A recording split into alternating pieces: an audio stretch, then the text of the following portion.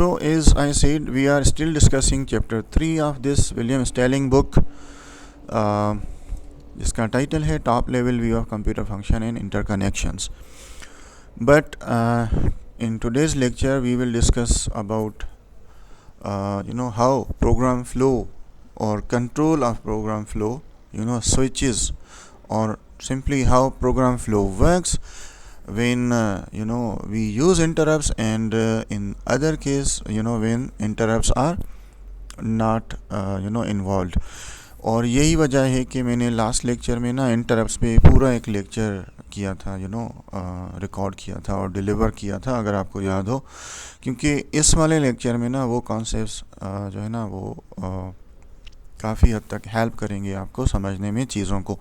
तो इसलिए पूरा वो अगर आपने लेक्चर सही से समझा हुआ है तो आज के लेक्चर में आपको इशू नहीं होना चाहिए, ठीक है. और अगर अभी भी कोई कन्फ्यूजन है तो आप वो वीडियो लेक्चर जाके देख सकते हैं. तो होपफुली वो टॉपिक्स अगर सही से समझे हैं आपने तो आज के टॉपिक में आपको इतना इशू नहीं होगा, ठीक है. हालांकि वो टॉपिक बुक में नहीं था, I had deliberately created that topic to explain in detail कि इंटरप्ट्स जब हम यूज़ करते हैं तो बिहाइंड द सीन क्या हो रहा होता है और इंटरप्ट यूज़ ही क्यों करते हैं, उनका फ़ायदा क्या है, एंड सो ऑन, ठीक है. सो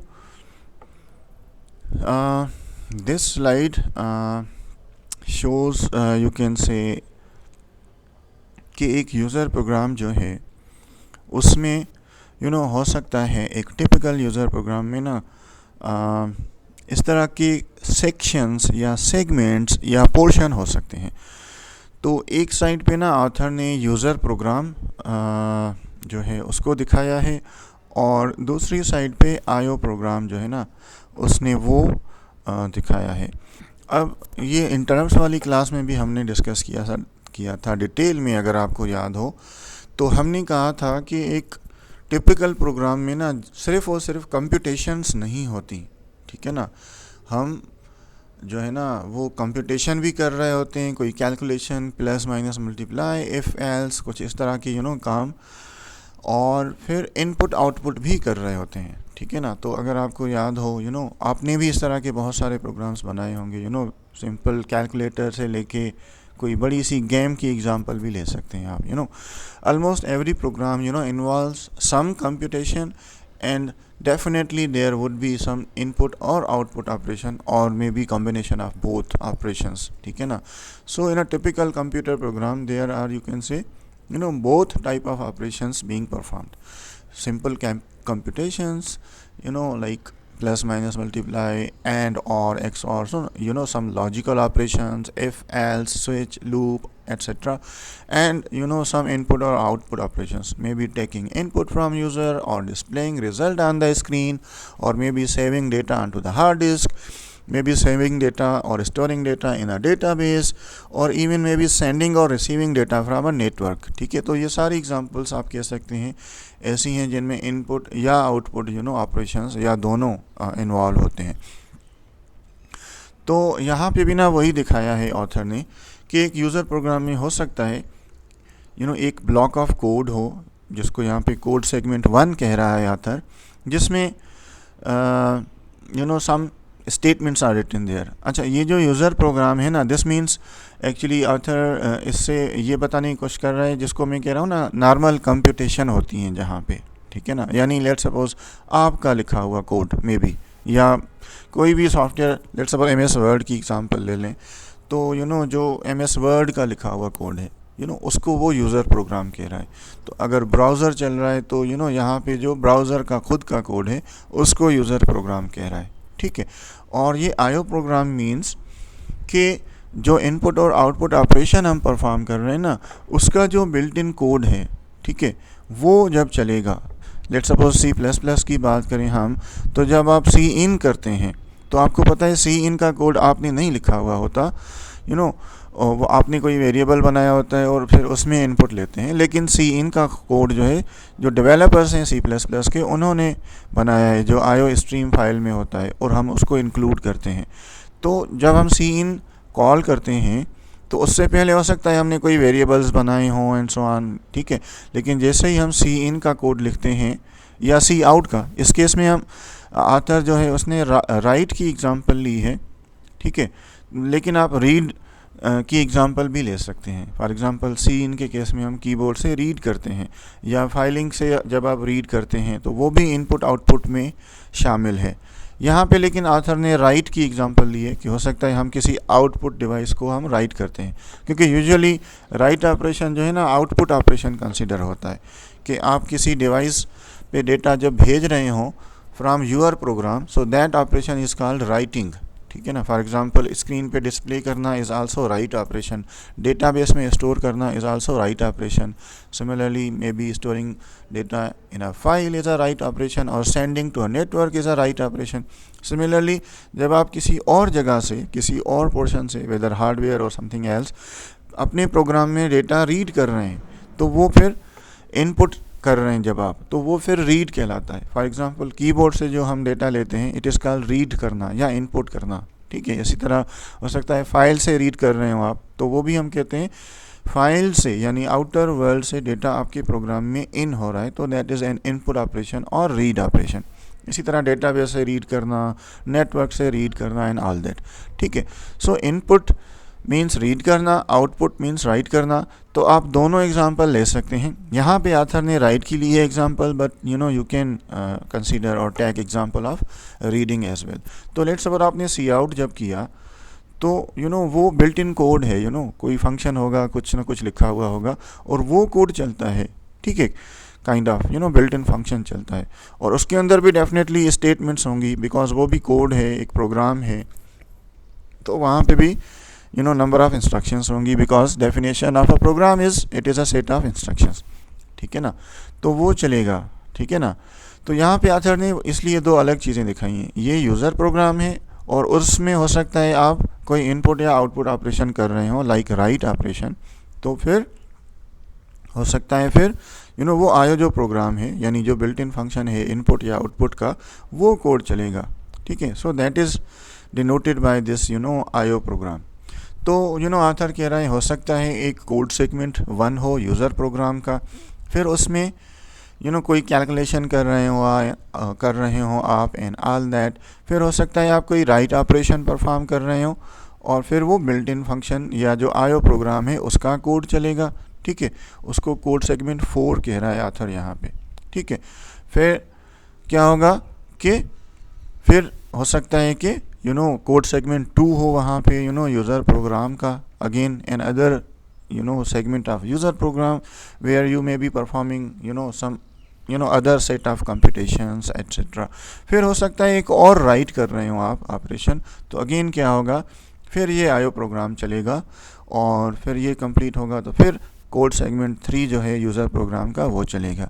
यानी generally author is trying to say as I said earlier, a typical user program or normal any computer program involves switching in between running or executing actual user programs or instructions and IO programs code or instructions, ठीक है ना। तो एक normal से programme में इसी तरह switching होती रहती है, कभी ये वाला जो यूज़र प्रोग्राम है उसका कोई कोड सेगमेंट चलेगा, कोई ब्लॉक चलेगा, कोई चंक चलेगा, फिर हो सकता है कोई इनपुट या आउटपुट ऑपरेशन कर रहे हो हम, तो वो चलेगा, फिर वापस आके कोई और कोड सेगमेंट चलेगा, ठीक है। फिर हो सकता है कोई रीड या राइट कर रहे हो हम, यानी कोई आयो ऑपरेशन कर रहे हो परफॉर्म, तो फिर कोई आयो प्रोग्राम का कोड चलेगा, और इस तरह फिर हम वापस आएंगे कोड सेगमेंट 3 पे एंड सो ऑन। तो इस तरह की कंटिन्यूसली स्विचिंग हो सकता है, हो रही हो, ठीक है। अब इसकी बहुत सारी एग्जांपल्स आप ले सकते हैं रियल लाइफ में, जहाँ पे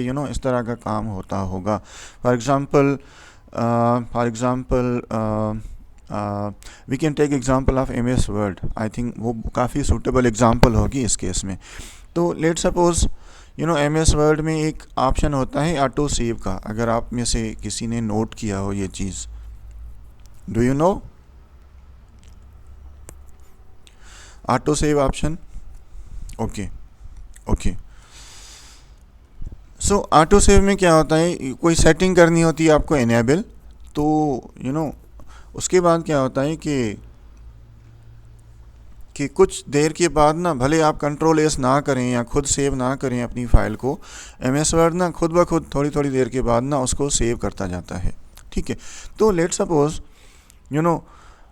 ये ब्लॉक ऑफ कोड ना इनिशियल ब्लॉक ऑफ कोड है, जिसमें आप ने let's suppose MS word editor open किया हुआ है, तो डेफिनेटली उसकी जो स्क्रीन है उसको रेंडर करना या स्क्रीन पे या मॉनिटर पे दिखाना, तो उसके पीछे डेफिनेटली कोई ना कोई कोड होगा। ठीक है ना, जावा में आपने जावा स्विंग वगैरह पे हो सकता है काम किया हो, तो बिल्ट इन क्लासेस होती हैं उसकी, और ऑफ कोर्स उन क्लासेस के अंदर कंस्ट्रक्टर्स मेथड्स होते हैं जो आप कॉल करते हैं ताकि वो स्क्रीन नज़र आती है यूज़र को। ठीक है, तो डेफिनेटली विंडोज़ बटन्स उनके अंदर ये जो कोई भी टेक्स्ट लिखा हुआ है, लेबल वगैरह वगैरह, ये सारा कुछ दिखाने के पीछे भी कोई कोड होगा। तो कंप्यूटर या CPU वो कोड रन कर रहा होगा और फिर स्क्रीन पे ना वो दिखा रहा होगा आपको। ठीक है, इसी तरह आप टाइप करते हैं जब, तो डेफिनेटली इसके पीछे भी कंप्यूटेशन होती है इन्वॉल्व। ये हमने उस इंटरप्ट वाली क्लास में भी, टॉपिक में भी डिटेल में किया था डिस्कस, कि लेट्स सपोज आपने कीबोर्ड से कुछ टाइप किया, तो उस की का स्क्रीन कोड इनपुट होता है, कीबोर्ड इंटरप्ट भेजता है, फिर उसकी इंटरप्ट सर्विस रूटीन चलती है, और फिर उस स्कैन कोड के अगेंस्ट आस्की कोड जो है वो डिटरमाइन किया जाता है। तो CPU कुछ ना कुछ कैलकुलेशन करता है। ठीक है, वो चेक करता है कि कैप्स लॉक ऑन था तो वो कैपिटल कर देगा, या शिफ्ट पकड़ के आपने कोई कैरेक्टर डिस्प्ले किया है तो भी कैपिटल कैरेक्टर डिस्प्ले होगा एंड ऑल दैट। ठीक है, तो ये पीछे ना कैलकुलेशन हो रही होती है। ठीक है, तो आपने लेट्स सपोज ना MS वर्ड ओपन किया और कुछ टाइप कर रहे हैं आप, तो may be you can consider ना वो ब्लॉक 1 या कोड सेगमेंट 1 जो है ना वो चल रहा होगा, पीछे कुछ ना कुछ कैलकुलेशन कंप्यूटेशन हो रही होगी। और अभी तक फ़िलहाल के लिए लेट्स सपोज हम ये अज्यूम कर रहे हैं कि लाइक CPU ही वो काम कर रहा है। CPU ही वो काम कर रहा है का मतलब कोई कैलकुलेशन हो रही है, लाइक इनपुट आउटपुट अभी इन्वॉल्व नहीं है। ठीक है ना, फिर हो सकता है ऑटो सेव ना ट्रिगर हो जाए और वो डेटा ना हार्ड डिस्क पे सेव हो। ठीक है, और हार्ड डिस्क में वो किसी फाइल में सेव होगी ऑफ कोर्स। तो जैसे मैंने थोड़ी देर पहले बताया, this is a write operation. ये राइट ऑपरेशन की एग्जांपल है, because we are writing data और outputting data to a file on a hard disk. ठीक है, तो उस केस में क्या होगा, फिर वो जो राइट का कोड होगा डेफिनेटली कोई बिल्ट इन फंक्शन होता है, वो कॉल करते हैं आप, अगर आपको याद हो C++ या जावा में आप फाइल ओपन करते हैं, फिर राइट या इस तरह के फंक्शंस होते हैं उसको कॉल करते हैं। तो कहने का मतलब ये है कि कोई बिल्ट इन फंक्शन कॉल होगा, जिसको यहाँ पे हम IO प्रोग्राम कह रहे हैं। ठीक है, और उसमें डिफरेंट ऑपरेशंस हो सकते हैं। अगर आपको याद हो इंटरप्ट वाला लेक्चर, तो हम कुछ इनिशियल सेटअप करते हैं, फिर एक्चुअल ऑपरेशन होता है, फिर हम एंड में क्लीन अप कोड भी चलाते हैं इन ऑल दैट, जिसमें वो आई रिटर्न होता है, स्टैक से चीज़ें पॉप करके हम जो स्टेट थी उस अर्लियर प्रोग्राम की, वो हम काइंड ऑफ रिस्टोर करते हैं। तो देयर इज़ अ पॉसिबिलिटी कि आपका कोड जो है उसका सेगमेंट 1 चल रहा हो, फिर कोई राइट ऑपरेशन करें जैसे ऑटो सेव। ठीक है, वो फिर IO प्रोग्राम के कोड सेगमेंट 4 को चलाएगा। ठीक है, फिर हो सकता है आप कोई next chunk of data type करें वहाँ पे MS वर्ड में, अगेन कोई कंप्यूटेशन होगी। हो सकता है फ़ॉन्ट साइज़ बड़ा करें, कम करें, बैकग्राउंड कलर दे दें, हेडिंग दे दें, कोई ना कोई कंप्यूटेशन करें लेट सपोज आप। तो अगेन कोई ब्लॉक 2 होगा कोड सेगमेंट का, जिसमें कोई ना कोई कंप्यूटेशन इन्वॉल्व होगी। फिर अगेन क्या होगा, राइट ऑपरेशन ट्रिगर होगा, ऑटो सेव, फिर वो क्या करेगा, IO प्रोग्राम को चलाएगा। ठीक है, फिर वो सारा कुछ सेव हो जाएगा एंड ऑल दैट। फिर आपके कोड का यूज़र के प्रोग्राम का कोड सेगमेंट हो सकता है 3 चल रहा हो, जिसमें आप कुछ और टाइप कर रहे हो, स्क्रॉलिंग कर रहे हो, तो नया पेज नज़र आएगा आपको, ऑल दैट। तो यानी कि कोई ना कोई कंप्यूटेशन हो रही होगी। तो इस तरह ना आप कंटिन्यूसली ना स्विचिंग कर सकते हैं, या स्विचिंग हो रही होगी इंटरनली यूज़र प्रोग्राम और IO प्रोग्राम में। इसी तरह बहुत सारी एग्जांपल ले सकते हैं आप। लेट्स सपोज आप गेम खेल रहे हैं कोई, ठीक है, तो अगेन उसमें भी क्या होता है, जो गेम में जो हम कहते हैं फ्रेम होते हैं या जो स्क्रीन होती है, ठीक है, जिसमें हो सकता है बिल्डिंग्स हो, उनका स्काई हो, आसमान दिखाया गया हो, उसका कोई कलर हो, नीचे हो सकता है रोड हो या जंगल हो, व्हाटएवर। ठीक है, तो वो रेंडर करना उसके पीछे बहुत सारी कंप्यूटेशन होती है। ठीक है, बहुत हैवी कंप्यूटेशन होती है। ये आई थिंक पहले भी हम कर चुके हैं डिस्कस कि ग्राफिक्स को रेंडर करना इज़ अ हैवी ऑपरेशन। इसी वजह से ना काफ़ी लोग जीपीयूज़ लेते हैं ताकि वो, क्योंकि उसके पीछे बहुत हैवी कंप्यूटेशन होती है तो जीपीयू उनको क्विकली करता है। अदरवाइज़ नॉर्मल सीपीयू पे हो सकता है वो या तो सही ना चले या वो लैगिंग करेगा, स्लो चलेगा आपका गेम। तो कहने का मतलब ये है कि जो इमेज है, जो फ्रेम है उसको रेंडर करना हो सकता है उसमें बहुत सारी कंप्यूटेशन हो रही हो। फिर वो जो डेटा है, ज़ाहिर सीपीयू ने कैलकुलेशन की, कोई कंप्यूटेशन की कि कौन सी पिक्सल का क्या कलर है, ऑल दैट। फिर वो डेटा ना वो मॉनिटर पे डिस्प्ले करेगा और ये बहुत क्विकली करता है। हम तो बहुत स्लो डिस्कस कर रहे हैं ये सारा ऑपरेशन, लेकिन ऑलमोस्ट 60 फ्रेम्स पर सेकंड, ऑलमोस्ट यू कैन से 60 टाइम्स पर सेकंड ये सारा कुछ हो रहा होता है। कोई कैलकुलेशन की सीपीयू ने कि वो फ्रेम को कैसे रेंडर करना है, फिर वो डेटा वो राइट करता है कहाँ पर, स्क्रीन पर। और अगेन स्क्रीन पे राइट करना, स्क्रीन पे डिस्प्ले करना again is a write operation, ठीक है ना। तो वो राइट करेगा और फिर क्या होगा, वो जो राइट का कोड होगा आईओ प्रोग्राम वो चलेगा, ठीक है।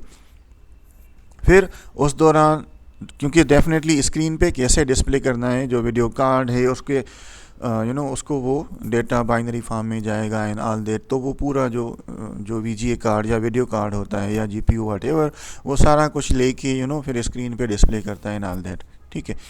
फिर हो सकता है आपने ना लेट्स सपोज अप एरो की या कोई भी की या कोई बटन प्रेस किया, लेट्स सपोज अप एरो की प्रेस किया आपने और कैरेक्टर जो है या कार जो है वो आगे मूव हो रही है। ज़ाहिर है जब आगे मूव होगी अगेन यहाँ पे बहुत सारी कंप्यूटेशन होगी। पहले तो इवन हैंडलिंग चेक होगी, कौन सा बटन प्रेस किया है आपने एंड ऑल दैट। फिर जब फ्रेम आगे मूव होता है तो आपने नोट किया होगा स्क्रीन अपडेट होती है, ठीक है, क्योंकि वो नया सीन नज़र आएगा आपको। रोड जो है वो काइंड ऑफ पीछे मूव होगा और आपका कैरेक्टर या कार जो है वो आगे मूव होगी, तो नया सेगमेंट जो होगा ना उस सीन का वो स्क्रीन पे नज़र आता है। तो अगेन उसके पीछे क्या होगी, कैलकुलेशन होगी कि कितने सेकंड्स तक यूज़र ने की प्रेस की है। लेट सपोज अगर कंटिन्यूसली प्रेस है तो वो नया सीन जो है वो कंटिन्यूसली वो होता है, लाइक लोड होता है ऑल दैट। फिर वो रेंडर होगा, उसके पीछे कंप्यूटेशन होगी बहुत सारी, ठीक है। और फिर वो राइट भी होगा, फिर वो स्क्रीन पे डिस्प्ले भी होगा। तो अगेन क्या होगा, आईओ प्रोग्राम भी चलेगा। और अगर आपने कंटिन्यूसली की प्रेस की हुई है तो बहुत क्विकली नई कंप्यूटेशन भी होती है, वो डेटा स्क्रीन पे राइट भी होता है। फिर नई कंप्यूटेशन होती है, नया सीन या सीन का नया पार्ट जो है वो कैलकुलेट होता है, फिर वो स्क्रीन पे राइट होता है। फिर जो नेक्स्ट सीन है या next part of the scene है वो रेंडर होता है इन ऑल दैट, ठीक है ना। तो इस तरह की बहुत सारे एग्जांपल्स ना आप ले सकते हैं जहाँ पे इस तरह का काम होता होगा, कुछ कंप्यूटेशन, फिर इनपुट या आउटपुट, फिर कुछ कंप्यूटेशन, फिर इनपुट या output and so on. Is it clear? Clear? Okay okay. अच्छा, यहाँ पे हमने राइट की एग्जांपल ली है, but you can take example of reading as well, या इनपुट की भी बात कर सकते हैं आप। फॉर एग्जांपल कोई स्ट्रीमिंग ऐप है लाइक यूट्यूब या स्पॉटिफाई वगैरह, जहाँ पे आप नेटवर्क से डेटा रीड कर रहे होते हैं, तो वहाँ पे भी ना ऑलमोस्ट इस तरह का काम होता है। फ़र्क सिर्फ ये है कि वहाँ पे राइट की जगह पे हम हो सकता है रीड कर रहे हो।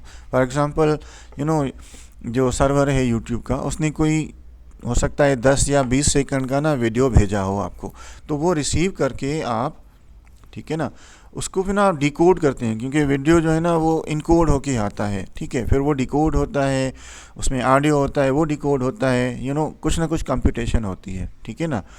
और अगेन फिर वो जब तक आप प्ले कर रहे होंगे तो हो सकता है नेक्स्ट चंक ऑफ डेटा आ जाए, फिर आप एक और रीड ऑपरेशन कर रहे होंगे, ठीक है।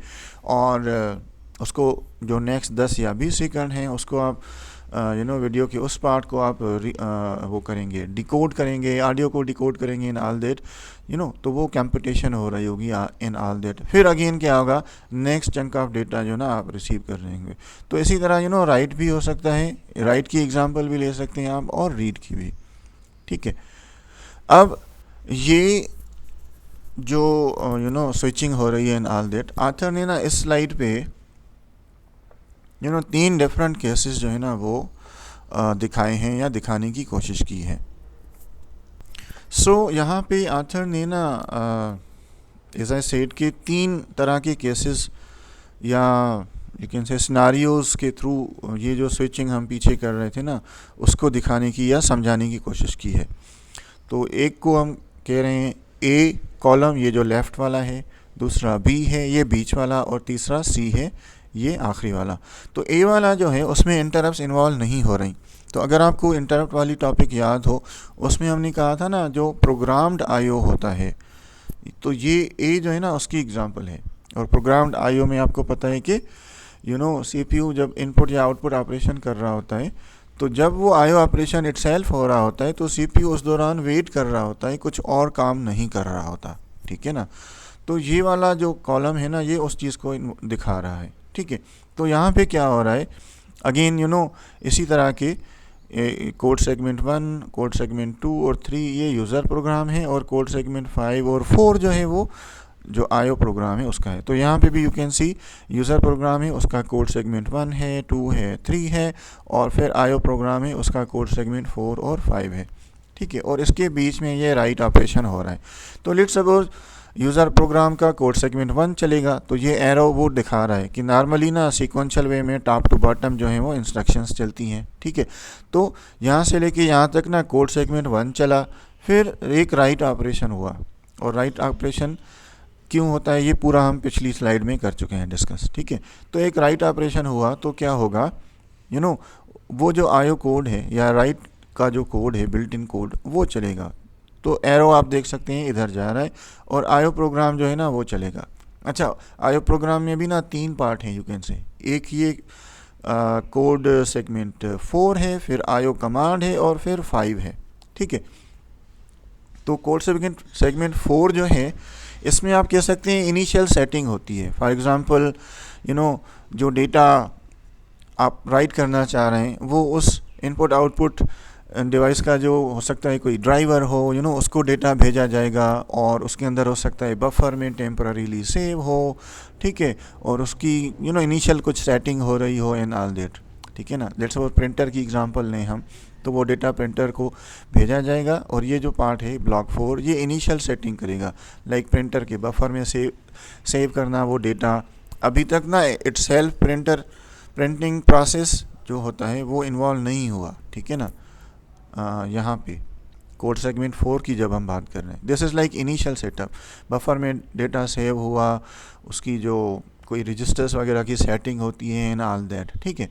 और फिर आईओ कमांड ये जो वाला पार्ट है ना, this is the actual hardware, जहाँ पे वो हार्डवेयर एक्चुअली काम कर रहा होता है। लाइक प्रिंटर ट्रिगर हो जाएगा, और जो पेजेस लोड होंगे, और वो जो टोनर वगैरह है वो रोटेट होगा, वहाँ से इंक लगेगा एंड ऑल दैट। ठीक है। और जो 5 पार्ट है ये code segment 5, this is like वो आखिरी वाला कोड जिसमें वो कुछ क्लीन अप टाइप करता है। अगेन वो इंटरप्ट वाला आपको याद होना चाहिए, उसमें हमने काफ़ी डिटेल में किया है डिस्कस कि एंड में ना हम क्लीन अप कोड करते हैं, लाइक कि जो पिछला प्रोग्राम हम चला रहे थे तो उसकी जो रिटर्न एड्रेस है यानी नेक्स्ट एड्रेस वो हम स्टैक में रखते हैं, तो यहाँ पे आके वो पॉप करते हैं और कुछ फ्लैग्स रजिस्टर्स की सेटिंग करते हैं इन ऑल दैट। ठीक है। तो वो ये ब्लॉक 5 में हो रहा होता है। ठीक है। तो फिर क्या होगा, यूज़र प्रोग्राम का एक सेगमेंट चलेगा, फिर राइट ऑपरेशन होगा, तो आईओ प्रोग्राम का इनिशियल सेटअप चलेगा। आईओ कमांड मींस इटसेल्फ वो फिज़िकल हार्डवेयर काम कर रही होगी, और 5 ब्लॉक में वो क्लीन अप कोड या आखिरी कोड चलेगा। फिर क्या होगा, फ्लो ऑफ एग्जीक्यूशन वापस जाएगा, और फिर जो यूज़र का कोड ब्लॉक 2 है, ठीक है, वो चलाएगा। ठीक है ना। और फिर हो सकता है एक और राइट ऑपरेशन हो। अगेन क्या होगा, फ्लो ऑफ एग्जीक्यूशन इधर जाएगा, आईओ प्रोग्राम चलेगा, उसका ब्लॉक 4 चलेगा पहले, फिर आईओ कमांड इटसेल्फ चलेगी, फिर ब्लॉक 5 चलेगा। फिर क्या होगा, वो वापस आ जाएगा फ्लो ऑफ एग्जीक्यूशन, और फिर यूज़र प्रोग्राम का कोड जो सेगमेंट 3 है वो चलाएगा, और फिर हो सकता है एक और राइट हो एंड ऑल दैट। तो इस तरह स्विचिंग होती रहती है। Is it clear? यहाँ तक क्लियर है हर चीज़? Are you all with me?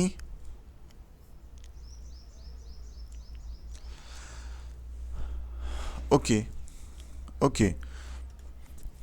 तो इन स्लाइड्स में ना वही दिखाने की कोशिश की गई है कि ब्लॉक 1 जो है वो यूज़र प्रोग्राम है, ठीक है, this could be the first chunk of computation, और ये प्योर सीपीयू वर्क है, कोई इनपुट आउटपुट अभी तक नहीं इन्वॉल्व। फिर आप राइट करते हैं तो वो यूज़र प्रोग्राम आईओ प्रोग्राम को कॉल करता है, और उसका जो भी बिल्ट इन कोड होता है वो पूरा चलता है। फिर हो सकता है ब्लॉक 2 हो, अगेन ये कुछ कैलकुलेशन हो सकती है, ये पूरा हम पिछली स्लाइड्स में कर चुके हैं, डिटेल में डिस्कस, ठीक है। फिर राइट ऑपरेशन होता है एंड ऑल दैट। फिर ब्लॉक 3 चलता है, this is the third and final chunk of computation. और फिर ब्लॉक 4 चलेगा, तो block 4 is like preparation code, CPU setup करता है, कॉपी करता है डेटा बफर में, एंड ऑल दैट। और आईओ कमांड जो है itself, this is the block of code जो आईओ डिवाइस इटसेल्फ हार्डवेयर ना चला रहा होता है। For example physical device starts working, like printer जो है वो पेज लोड करेगा, रोटेट करेगा, वो जो भी अंदर उसके कंपोनेंट्स होते हैं और जो भी राइटिंग प्रोसेस होता है। इनके साथ हार्ड डिस्क रोटेट होती है, और स्पेसिफिक जो है सेक्टर में जाके और वहाँ पे जाके डेटा राइट होता है। तो वो वाला आप कह सकते हैं ये आईओ कमांड पार्ट में आ जाता है, ठीक है ना, एक्चुअल फिजिकल हार्डवेयर का काम, ठीक है।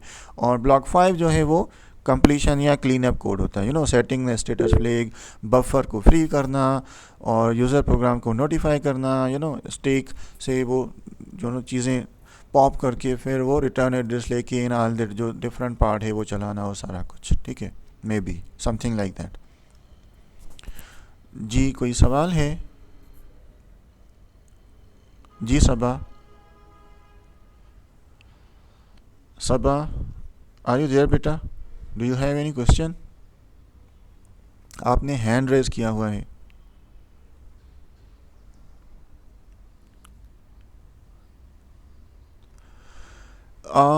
इनपुट डिवाइस को ड्राइवर से रन किया जाता है, इसका क्या मतलब है? एक्चुअली हर डिवाइस के ना ड्राइवर होते हैं, वेदर इनपुट या आउटपुट, ठीक है ना। तो वो ड्राइवर्स ना आप कह सकते हैं काइंड ऑफ उसकी लैंग्वेज में ना उसको समझाते हैं, क्योंकि देखिए ना कीबोर्ड से जब डेटा लेते हैं ना हम इनपुट करते हैं तो उसकी वर्किंग डिफरेंट है, और अगर आप माइक से ले रहे हैं, अगेन माइक भी इनपुट डिवाइस है, तो उसकी वर्किंग तो डिफरेंट है, क्योंकि माइक से ऑडियो आता है, कीबोर्ड से तो टेक्स्ट जाता है। तो सारी इनपुट डिवाइसेस की वर्किंग सेम नहीं होती। इसी तरह स्कैनर की एग्जांपल लें आप, तो स्कैनर से तो इमेजेस आती हैं, तो इसलिए ना डिवाइस ड्राइवर्स होते हैं, हर डिवाइस के डिवाइस ड्राइवर्स होते हैं। वो क्या करते हैं, उस डेटा को उस फॉर्म में कन्वर्ट करते हैं काइंड ऑफ कि सीपीयू ना उसको समझ जाए, क्योंकि इनपुट कीबोर्ड से भी जब लेते हैं हम तो सीपीयू को जाता है, और स्कैनर से भी लेते हैं तो भी सीपीयू के अंदर जाना होता है, और माइक से लेते हैं तो भी। बट इन सारी इनपुट डिवाइसेस की वर्किंग डिफरेंट है। तो डिवाइस ड्राइवर्स आप कह सकते हैं ना, वो डेटा को उस फॉर्म में कन्वर्ट करते हैं कि सीपीयू यू कैन से इजीली अंडरस्टैंड करे। इसी तरह आउटपुट डिवाइस है, लेट्स सपोज, ठीक है, अब एमएस वर्ड डॉक्यूमेंट है, ठीक है, वो स्क्रीन पे जब दिखेगा तो वो डेटा तो बाइनरी फॉर्म में होता है, आपको पता है, जो भी हर चीज़ जो है कंप्यूटर के अंदर बाइनरी फॉर्म में होती है। लेकिन वो चीज़ जब स्क्रीन पे डिस्प्ले होगी तो उसकी नेचर डिफरेंट है, मॉनिटर जो है या स्क्रीन जो है उसकी वर्किंग डिफरेंट है। लेकिन अगर वही चीज़ आप प्रिंटर को भेजेंगे तो प्रिंटर की वर्किंग मॉनिटर की तरह नहीं है, उसकी वर्किंग डिफरेंट है। तो इसलिए ना मॉनिटर के अंदर भी आप कह सकते हैं, या मॉनिटर के भी ड्राइवर्स होते हैं जिसको हम डिस्प्ले ड्राइवर कहते हैं, और इसी तरह प्रिंटर के भी ड्राइवर्स होते हैं। तो मॉनिटर के ड्राइवर क्या करेंगे, उसी डेटा को जो एमएस वर्ड का पेज है आपका, लेट्स सपोज, उसी को वो उस फॉर्म में कन्वर्ट करेंगे काइंड ऑफ, या इनफॉर्मली अगर हम कहें तो उस लैंग्वेज में कन्वर्ट करेंगे जो मॉनिटर समझता है, ताकि वो उसको सही से यूज़र को दिखा दे। तो सीपीयू ने तो एक या same chunk of data monitor को भी भेजा है और प्रिंटर को भी भेजा है, लेकिन मॉनिटर का ड्राइवर उसको उस फॉर्म में या उस लैंग्वेज में कन्वर्ट कर रहा है जो मॉनिटर समझ रहा है, और समझ के फिर यूज़र को अकॉर्डिंगली दिखा रहा है। और सेम डेटा जब प्रिंटर को भेजेगा सीपीयू, तो प्रिंटर का ड्राइवर फिर उस डेटा को देख के और उस फॉर्म में कन्वर्ट करेगा जो प्रिंटर को समझ में आता है, और फिर प्रिंटर अकॉर्डिंगली ना उसको उस फॉर्म में आउटपुट करेगा जो यूज़र को सही से या इजीली समझ में आ जाए। तो ड्राइवर्स का ये काम होता है, यू कैन से, कि वो उस डिवाइस के अकॉर्डिंगली लोकली काइंड ऑफ उस लैंग्वेज में या उस फॉर्म में कन्वर्ट कर देते हैं डेटा को। Is it clear? ओके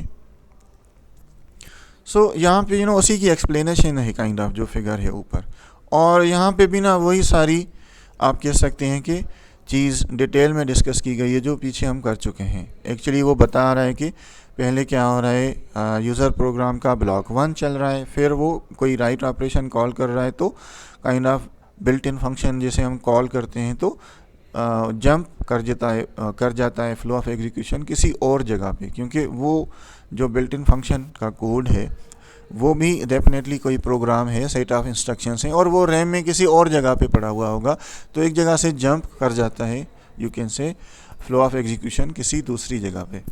ठीक है, फिर वो चलेगा तो उसका ब्लॉक 4 जो है प्रिपरेशन वाला पार्ट चलेगा, फिर एक्चुअल आईओ कमांड चलेगी।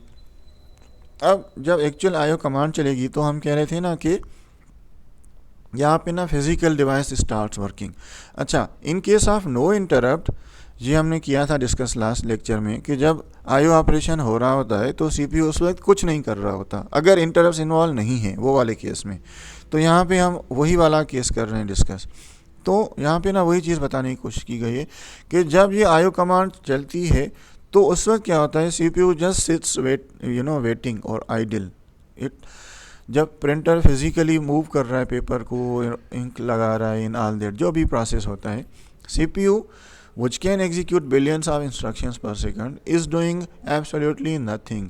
This is wastage of CPU, and this is denoted by black box in figure 3.10. ये आगे एक फिगर है, ऑथर जो है ना उसकी बात कर रहे हैं, और उस फिगर को ना हम आगे करेंगे डिटेल में डिस्कस। ठीक है ना, आई थिंक ये फिगर है। ठीक है, तो इस पे हम आते हैं बाद में।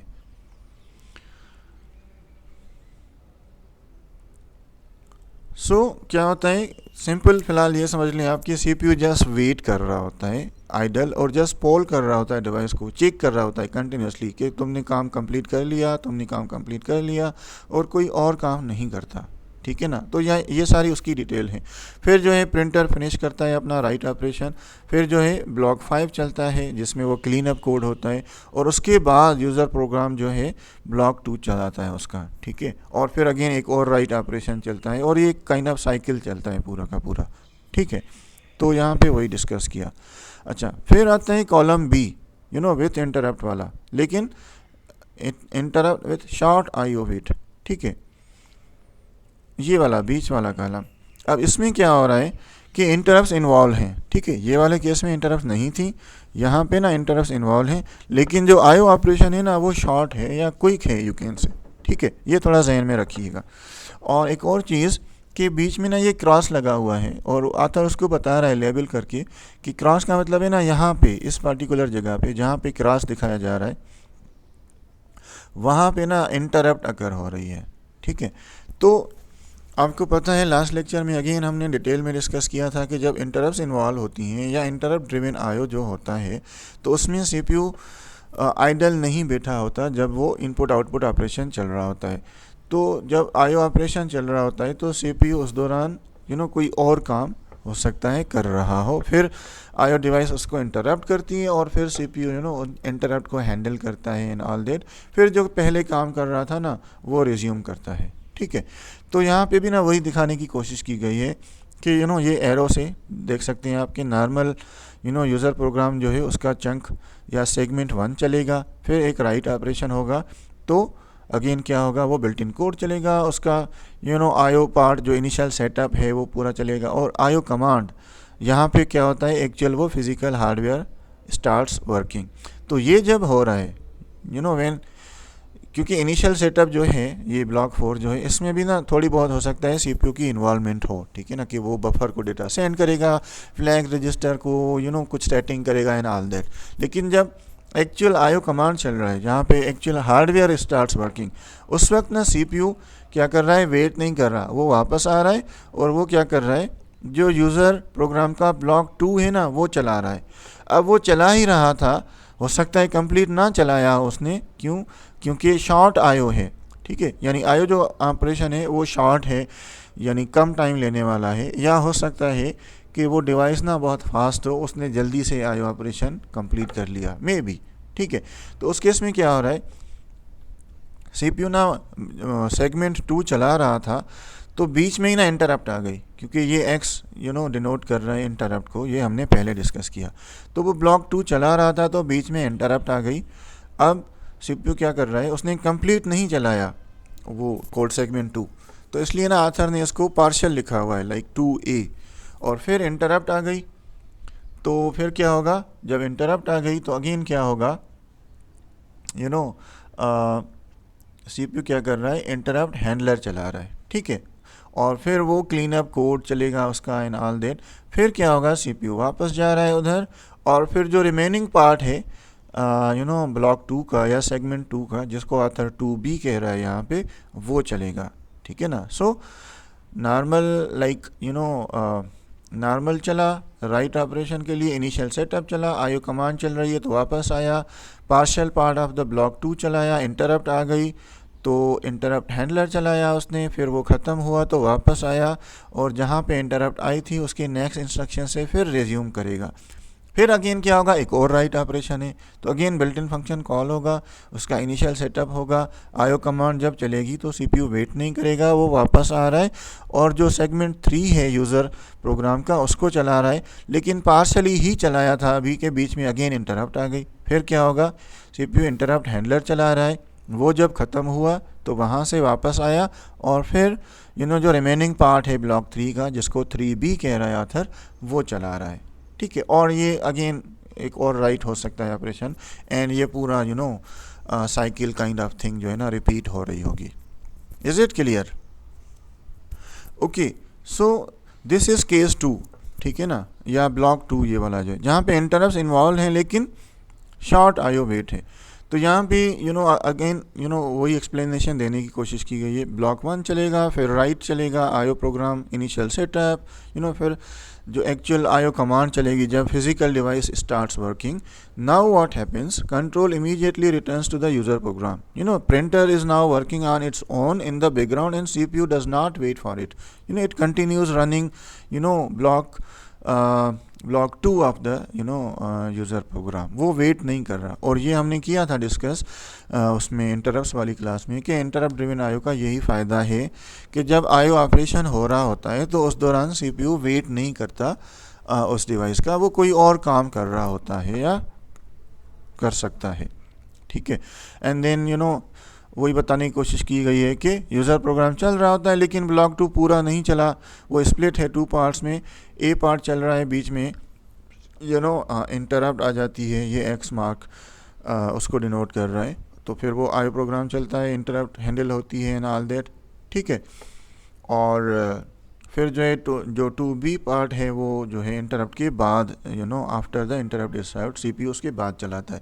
तो ये मैंने पिछली स्लाइड्स में काफ़ी डिटेल में डिस्कस किया है, इसलिए मैं क्विकली जा रहा हूँ इस पर, आप ये स्लाइड्स देख लीजिएगा, बात वही है जो मैंने पीछे ना बताई है आपको ये सारी, ठीक है।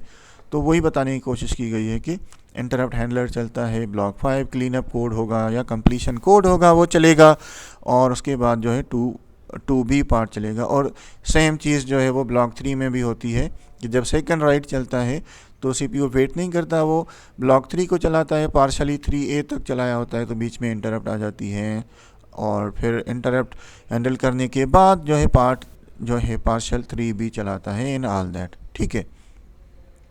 और अगेन ये उसकी एक्सप्लेनेशन है कि एक्चुअली क्या होता है कि आईओ ऑपरेशन बहुत क्विक है या शॉर्ट है, तो इसलिए ब्लॉक 2 पूरा नहीं चला, तो वो बीच में ही ना उसने जो इनपुट आउटपुट डिवाइस है या प्रिंटर है उसने वो काम कंप्लीट कर लिया, और इन बिटवीन ना उसने इंटरप्ट कर दिया कि भाई मैंने दिस चंक ऑफ डेटा जो है वो सेव कर दिया या प्रिंट कर दिया, अभी नेक्स्ट चंक ऑफ डेटा भेजो या कोई और काम है तो बताओ एंड ऑल दैट। ठीक है, because we are considering that case जहाँ पे आयो जो है वो शॉर्ट है या वेट जो है वो इतना ज़्यादा नहीं करना पड़ रहा CPU को। Okay, then comes case 3। ये यहाँ पे भी इंटरप्ट से इन्वॉल्व है लेकिन लॉन्ग आयो वेट है।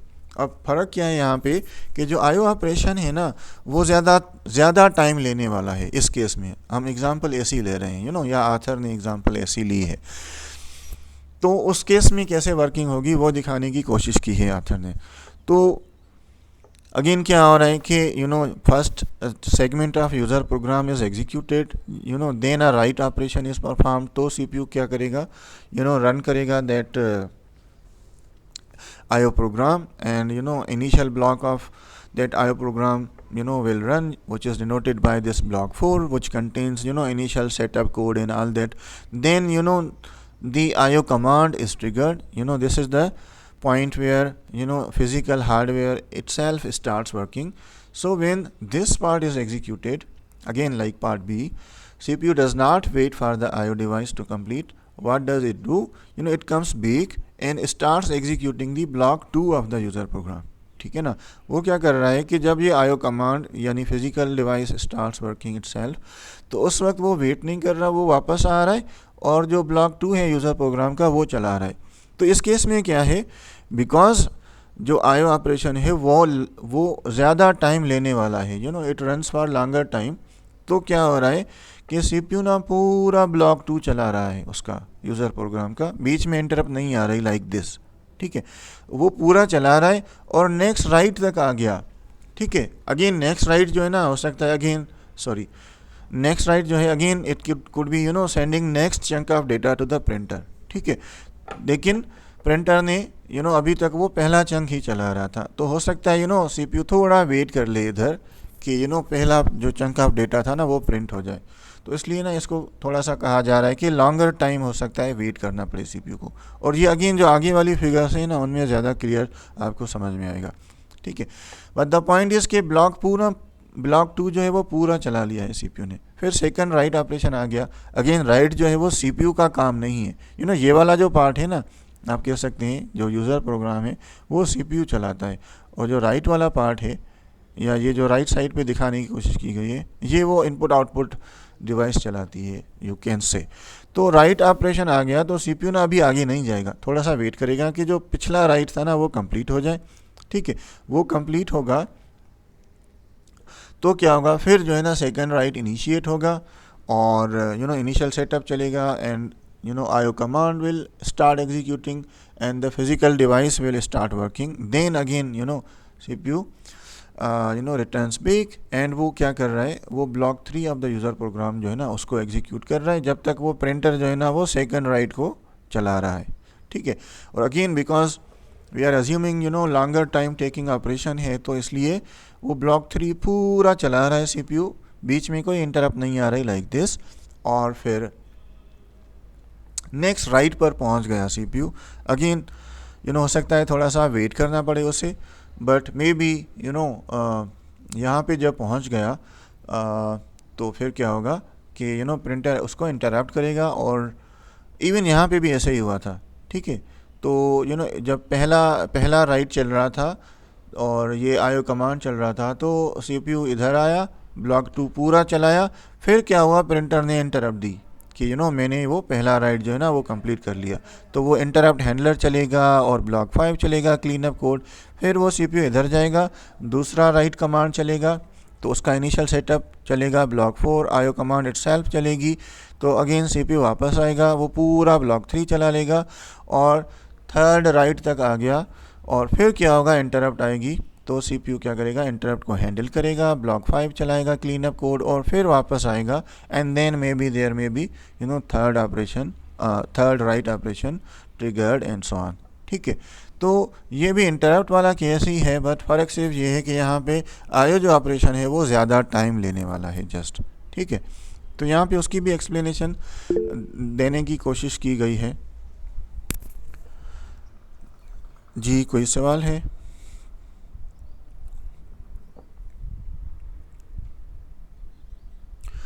नहीं बेटा, मिडिल वाला राइट स्किप नहीं होगा ना। अगर स्किप हो गया तो वो तो गड़बड़ हो जाएगी ना। लेट्स सपोज ना आपने एक पेज प्रिंट किया, दूसरा पेज प्रिंट किया और तीसरा पेज प्रिंट किया, तो अगर दूसरा पेज प्रिंट वाला पार्ट स्किप हो जाए तो वो तो गड़बड़ हो जाएगी, वो तो स्किप नहीं होगा ना। आपको क्यों लग रहा है कि वो स्किप हो जाएगा या हो सकता है?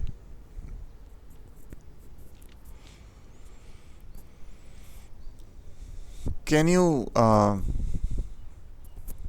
तो ये कैसे वर्क करेगा, क्या कैसे वर्क करेगा? Can you please clearly ask कि क्या क्वेश्चन है आपका?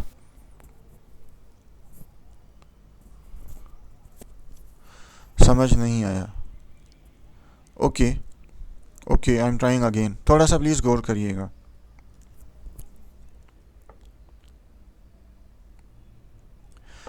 देखिए इसमें क्या हो रहा है, यूज़र प्रोग्राम का ब्लॉक 1 चल रहा है, फिर राइट ऑपरेशन आ रहा है, तो वो सीपीयू उधर जा रहा है, आईओ प्रोग्राम का इनिशियल सेटअप वाला पार्ट जो ब्लॉक 4 है वो चलाएगा। और जब आईओ कमांड यानी प्रिंटर एक्चुअली वो फिज़िकली स्टार्ट करेगा अपना काम, पेज लोड करेगा और जो भी उसकी होती है पीछे प्रोसेसिंग, वो जब करेगा तो सीपीयू क्या कर रहा है, वापस आ रहा है। ये एरो भी डिनोट कर रहा है, सीपीयू वापस आ रहा है और ब्लॉक 2 जो है ना यूज़र प्रोग्राम का, वो पूरा चला रहा है। ठीक है, और उसने पूरा चला लिया, क्योंकि इस बार ना हम अज्यूम कर रहे हैं कि आईओ ऑपरेशन ना ज़्यादा टाइम लेने वाला है, लॉन्ग वेट करने वाला है। तो बीच में कोई इंटरप्ट नहीं आ गई, मतलब प्रिंटर ने ना काफ़ी सारा टाइम ले लिया ड्यूरिंग प्रिंटिंग प्रोसेस, तो उस दौरान सीपीयू वेट नहीं कर रहा, वो ब्लॉक 2 चला रहा है यूज़र प्रोग्राम का, और वो पूरा चला लिया उसने और नेक्स्ट राइट तक आ गया। यानी नेक्स्ट चंक ऑफ डेटा ना प्रिंटर को भेजना है, लेकिन प्रिंटर अभी बिज़ी है, वो जो पुराना चंक ऑफ डेटा भेजा था हमने उसको ही कंप्लीट नहीं किया उसने, तो इसलिए सीपीयू थोड़ा वेट करेगा, इधर सेकंड राइट पे आगे नहीं जाएगा, ब्लॉक 3 पे थोड़ा वेट करेगा वो।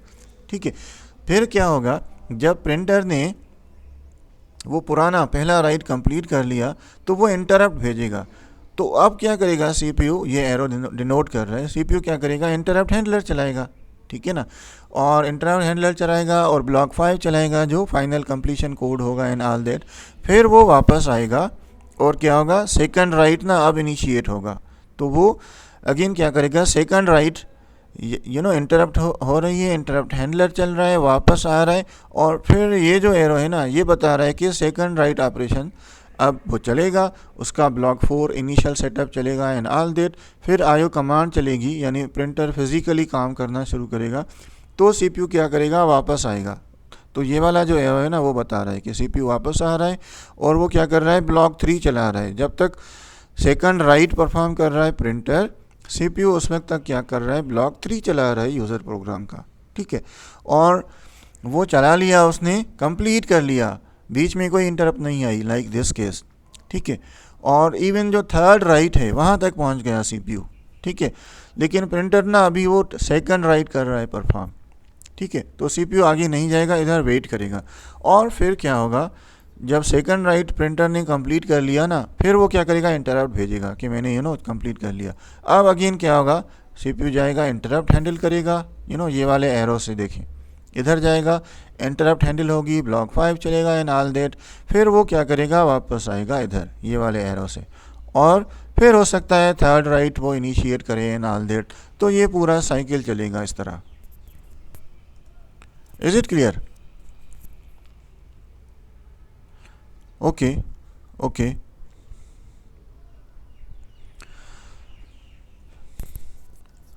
ओके। सो यहाँ पे ना इसी ही की एक्सप्लेनेशन है कि blocks column C show some more realistic scenario for slow devices like printers. ठीक है, यहाँ पे क्या हो रहा है, ऑपरेशन स्लो है। ठीक है, तो स्लो है का मतलब है कि वो ज़्यादा टाइम लेगा। ठीक है, so it is slow, so CPU user program का पूरा ब्लॉक 2 चला रहा है and even it reaches the second write call before the first printer operation या first write operation is completed. ठीक है ना,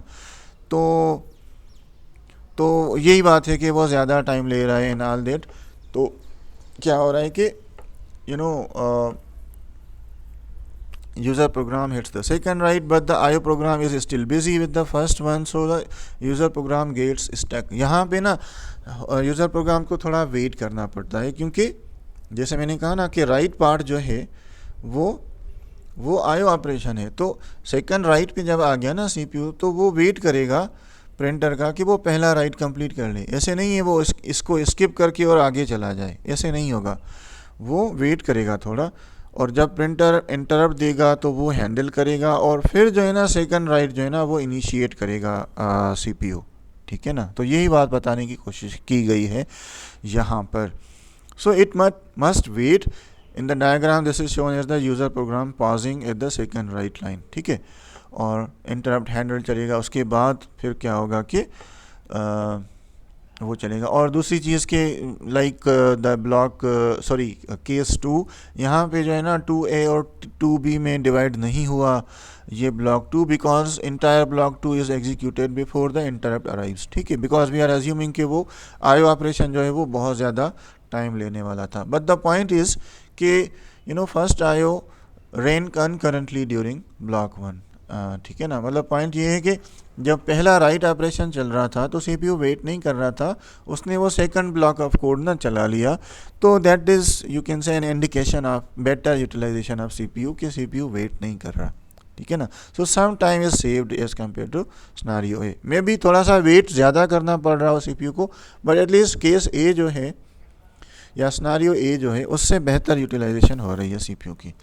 ठीक है ना, और यहाँ पे अगेन वही बताने की कोशिश की गई है, आप डिटेल में पढ़ लीजिएगा, मैं क्विकली जस्ट ओवरव्यू दे रहा हूँ। पॉइंट वही है कि शॉर्ट आयो वेट में और लॉन्ग आयो वेट में डिफरेंस ये है कि शॉर्ट आयो वेट में क्या हो रहा है कि जो डिवाइस है ना वो या तो फास्ट है, ठीक है, या फिर वो क्विकली आयो ऑपरेशन जो है ना कंप्लीट हो रहा है। तो यूज़र प्रोग्राम का जो ब्लॉक 2 चला रहा था सीपीयू, वो कंप्लीट नहीं हुआ था कि इन बिटवीन ही ना जो आयो ऑपरेशन है वो कंप्लीट हो गया था, और फिर बीच में ही वो इंटरप्ट कर रही थी आयो डिवाइस, तो इसलिए सीपीयू को वो पार्शली चलाना पड़ा था 2A, और उसके बाद इंटरप्ट हैंडल की उसने, फिर वापस आके और 2B उसने पार्शली चलाया था, और फिर सेकंड राइट जब चल रहा था तो उस केस में भी ऐसे ही हुआ कि आयो ऑपरेशन जो है जब चल रहा था तो सीपीयू ने यूज़र प्रोग्राम का ब्लॉक 3 चलाना शुरू किया, लेकिन आयो ऑपरेशन बिकॉज क्विक था या डिवाइस फास्ट थी या आयो ऑपरेशन कम टाइम लेने वाला था, तो इसलिए वो पार्शली ही चलाया था सीपीयू ने जो ब्लॉक 3 था 3A तक, तो बीच में इंटरप्ट आ गई और फिर सीपीयू इंटरप्ट को हैंडल कर रहा था, फिर वापस आके और जो रिमेनिंग पार्ट था 3B वो उसने चलाया। ठीक है, तो ये शॉर्ट आयो के केस में इस तरह हो रहा है कि क्या हो रहा है कि time for IO operation is less than time to execute block 2, तो उस केस में IO operation is fast enough to complete before the user program finishes the block 2। ठीक है ना, तो बस यही चीज़ है, थोड़ा सा एक्सप्लेन किया है मैंने यहाँ पे डिटेल में आपको ज़्यादा समझाने के लिए, लेकिन फिगर में मैंने वर्बली ना पूरा डिटेल में सही से समझा दिया है। ठीक है, और ये इसकी real world example can be may be writing to an SSD. आपको पता है एसएसडी डिवाइस जो है हार्ड डिस्क की एक किस्म है, वो बहुत फास्ट होती है। ठीक है, तो हो सकता है जब आप ऑटो सेव वाली एग्जांपल ले लें मे बी या कोई और भी मे बी, ठीक है, तो उस केस में हो सकता है ना कि जो आयो ऑपरेशन है वो बहुत क्विकली वो हो रहा है, कंप्लीट हो रहा है, और यूज़र प्रोग्राम का जो ब्लॉक 2 है ना वो अभी पूरा ही कंप्लीट नहीं हुआ, हो सकता है वो ज़्यादा टाइम ले रहा हो, मे बी 5 मिली सेकेंड, और जो हार्ड डिस्क एसएसडी पे सेव करना है it may be taking approximately 0.1 milliseconds may be. Usually SSDs are faster. ठीक है ना, तो ये समझाने की कोशिश की जा रही है यहाँ पे। तो ब्लॉक 2 हो सकता है ज़्यादा टाइम ले रहा हो, तो इन बिटवीन ही ना वो एसएसडी पे सेव हो गया, राइट ऑपरेशन क्विकली कंप्लीट हो गया, तो वो क्या करेगा, एसएसडी बीच में इंटरप्ट करेगा सीपीयू को, तो ब्लॉक 2 अभी नहीं चला होगा तो वो बीच में इंटरप्ट करेगा, फिर सीपीयू इंटरप्ट को हैंडल करेगा एंड ऑल दैट, और फिर वो वापस आके रिमेनिंग पार्ट चलाएगा। ठीक है ना, तो ये उसको समझाने की कोशिश की गई है डिटेल में, आप देख लीजिएगा, बट मैंने वर्बली हर चीज़ समझा दी है। ठीक है, और लॉन्ग आयो वेट अगेन क्या होगा कि आईओ ऑपरेशन जो है वो ज़्यादा टाइम लेने वाला है, या फिर डिवाइस स्लो है वो, लाइक प्रिंटर जो है ना, usually printers are slower than, of course you can say, input output devices. और यहाँ पे क्या हो रहा है, time for IO operation is greater than time to execute block 2। तो इस केस में क्या हो रहा है कि पूरा ब्लॉक 2 चला रहा है सीपीयू, और तब तक ना इवन पूरा ब्लॉक चला रहा है और थोड़ा वेट भी कर रहा है। उसके बाद ना प्रिंटर जो है वो पहला आईओ ऑपरेशन जो है ना वो परफॉर्म कर रहा है। So user program reaches the second write operation even and tries to start a new IO operation जो सेकंड राइट है, but the IO program is still busy with the first write operation, so the user program has to wait, ताकि वो पहला जो right है ना वो complete हो जाए। ठीक है, और इसकी example can be a printer, specially कोई पुराना प्रिंटर जैसे डॉट मैट्रिक्स या पुराने स्लो प्रिंटर जो होते थे ना, उनकी अगर हम एग्जांपल लें ना तो वो ज़्यादा टाइम लेते हैं। ठीक है, तो हो सकता है जो केस 3 था उसमें आथर ना इस तरह की किसी आउटपुट डिवाइस की एग्जांपल दे रहा हो। ठीक है ना, कि वो बहुत ज़्यादा टाइम ले रहा था प्रिंटर, और उस दौरान ना पूरा ब्लॉक 2 जो है ना वो चल गया, और इवन थोड़ा सा वेट भी करना पड़ा सीपीयू को। ठीक है ना, कि वो पहला ऑपरेशन कंप्लीट हो जाए, उसके बाद ही वो इंटरप्ट आएगी और वो इंटरप्ट हैंडल होगी एंड ऑल दैट। अगेन ये उसकी ना पूरी डिटेल है, तो ये सारा कुछ ये सारा कुछ मैंने डिटेल में बता दिया आपको, आप स्लाइड से देख लीजिएगा। बट द पॉइंट इज़ कि वही चीज़ डिस्कस हो रही है जो हमने वर्बली कर ली डिस्कस। अच्छा, अब यहाँ पे भी एक चीज़ दिखाने की कोशिश की है आथर ने, जो अगेन हमने पहले डिस्कस की है कि यूज़र प्रोग्राम में क्या होता है, it is set of instructions, और normally those are executed in sequential order from top to bottom. तो ये इंस्ट्रक्शन 1 है, ये 2 है, अप टू m इंस्ट्रक्शंस हैं यहाँ पर। तो जब वो i इंस्ट्रक्शन चल रही होगी तो यहाँ पे ना इंटरप्ट अकर होती है, और जब इंटरप्ट होती है तो क्या होता है, ये पूरा हमने ना इंटरप्ट वाले लास्ट लेक्चर में डिटेल में किया है डिस्कस। ठीक है, तो जब इंटरप्ट अकर होती है तो क्या होता है, सीपीयू जो है इंटरप्ट हैंडल करता है, या इंटरप्ट हैंडलर चलाता है, या ISR जिसको हम कहते हैं वो एग्जीक्यूट करता है, वो पूरा चलता है, फिर वो वापस आके और i+1 जो इंस्ट्रक्शन है, यानी जो नेक्स्ट इंस्ट्रक्शन है यूज़र प्रोग्राम की, वो बाद में चलाता है जब इंटरप्ट हैंडलर कंप्लीट हो जाता है, और फिर अगेन वो सीक्वेंशियली चलती हैं आगे। तो ये पूरा हमने किया है डिस्कस पहले, तो इसलिए मैं यहाँ पे डिटेल में नहीं जा रहा इसकी, यू नो दैट ऑलरेडी। और यहाँ पे भी ना उसकी डिटेल है कि जब इंटरप्ट होती है तो सीपीयू कंटेक्स्ट सेव करता है, address of the next instruction जो है जिसको हम i+1 कह रहे हैं वो सेव करता है, और नेसेसरी स्टेट रजिस्टर्स की वैल्यू, फ्लैग्स की वैल्यू एंड ऑल दैट वो पूरा सेव करता है कंटेक्स्ट। ये पूरा हमने डिस्कस किया था लास्ट लेक्चर में। फिर वो जंप करता है इंटरप्ट हैंडलर को, वो पूरा चलाएगा। ठीक है, और जब वापस आएगा तो फिर वहाँ से वो स्टेट जो उसने सेव की थी वो रिज्यूम करेगा। स्टैक से चीज़ें पॉप होती हैं, फिर वो रजिस्टर्स में वैल्यू जाती हैं एंड ऑल दैट। ठीक है, जो पूरा हमने लास्ट लेक्चर में किया था डिस्कस। और फिर i+1 जो इंस्ट्रक्शन है वहाँ से, यानी नेक्स्ट इंस्ट्रक्शन से चलाना शुरू कर देगा। And this happens in a way कि यूज़र प्रोग्राम जो है it continues like as if nothing happened. ठीक है, इस प्रोग्राम को इस पर कोई फ़र्क नहीं पड़ रहा, लाइक इन द सेंस कि इसकी जो वैल्यूज़ हैं वो ज़ाया नहीं हुई या कोई गड़बड़ नहीं हुई, बिकॉज हम इंटरप्ट चलाने से पहले हमने वो चीज़ें सारी सेव की थी, और फिर यहाँ पे भी जब इंटरप्ट कंप्लीट हुई तो वही चीज़ें ना हमने स्टैक से वापस लेके और फिर चलाना शुरू किया। तो इस प्रोग्राम पे कोई फ़र्क नहीं पड़ेगा। अच्छा, फिर जो है वो बेसिक इंस्ट्रक्शन साइकिल दिखा रहा है author, but in this case with interrupts. अगर आपको याद हो पहले हमने की थी ये डिस्कस इस तरह की चीज़, लेकिन उस केस में वो क्या थी, विदाउट इंटरप्ट थी। तो सिर्फ ये वाला पार्ट था वहाँ पे, स्टार्ट था और फेच साइकिल था और एग्जीक्यूट साइकिल था और हाल्ट साइकिल था, हाल्ट वाला पार्ट था। ये वाला पार्ट उसमें नहीं था।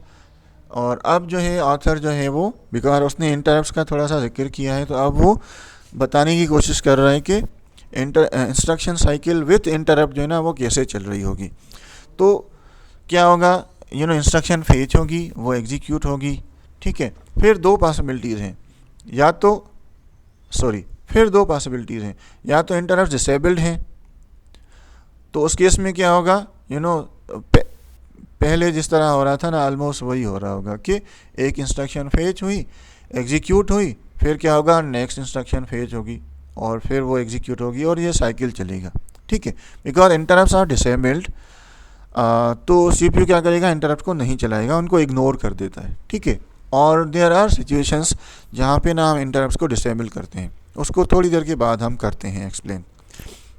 और दूसरा केस क्या हो सकता है, या दूसरी पॉसिबिलिटी क्या हो सकती है कि इंटरप्ट्स आर इनेबल्ड, तो उस केस में क्या होगा, एक इंस्ट्रक्शन फेच होगी, वो एग्जीक्यूट होगी, और अगर इंटरप्ट आ गई है तो क्या होगा कि सीपीयू, इंटरप्ट आ गई है एंड इंटरप्ट्स आर इनेबल्ड, ठीक है ना, तो फिर क्या होगा, सीपीयू चेक करेगा कि कोई इंटरप्ट तो नहीं आई, अगर आई है तो वो क्या करेगा, जो नेक्स्ट इंस्ट्रक्शन है ना वो नहीं चलाएगा, बल्कि पहले इंटरप्ट का कोड जो है वो चलाएगा, इंटरप्ट हैंडलर चलाएगा, उसके बाद जो है नेक्स्ट इंस्ट्रक्शन फेच होगी और एग्जीक्यूट होगी, और अगेन चेक करेगा हर इंस्ट्रक्शन के बाद कि कोई नई नेक्स्ट इंस्ट्रक्शन तो नहीं आई, हो सकता है बहुत सारी इंस्ट्रक्शंस आई हों और क्यू में पड़ी हों वो, एंड सो ऑन, ठीक है ना।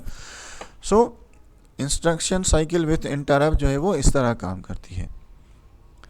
अब देयर कैन बी रीजंस ना, जब सीपीयू जो है ना डिसेबल कर दे, for example there can be situations when CPU is doing something very critical, ठीक है ना, कोई क्रिटिकल काम कर रहा है, तो उसको अगर CPU kind of real world अगर हम एग्जांपल लेना, सीपीयू कह रहा है ना मैं बहुत क्रिटिकल काम कर रहा हूँ, मुझे बीच में ना इंटरप्ट ना करो, ये काम कंप्लीट कर लूँ, उसके बाद आई विल चेक इंटरप्ट, तो वो क्या कर देता है, काइंड ऑफ ना इंटरप्ट से डिसेबल कर देता है, ठीक है ना।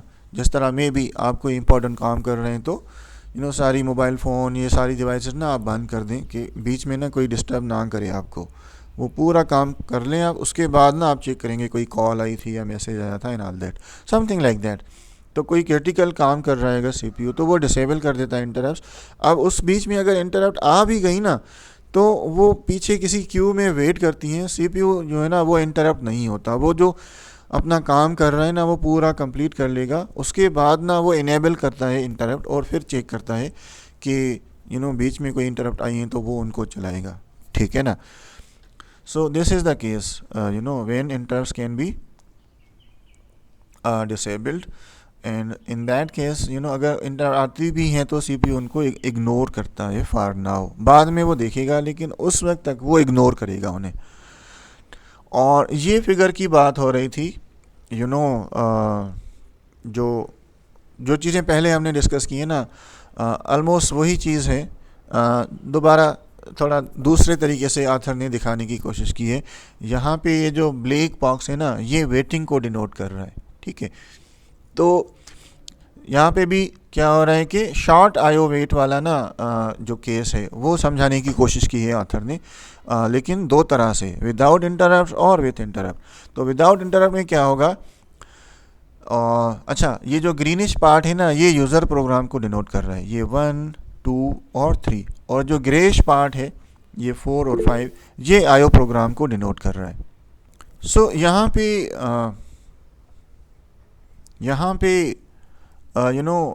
जो ग्रीनिश पार्ट है वो यूज़र प्रोग्राम है 1, 2 एंड 3, और जो ग्रेश पार्ट है 4, 5 ये आईओ प्रोग्राम को डिनोट कर रहे हैं, और जो ब्लैक पार्ट है ना ये वेटिंग को डिनोट कर रहा है, ठीक है, या यहाँ पे एक्चुअल आईओ ऑपरेशन हो रहा है, मे बी यू कैन से, ठीक है।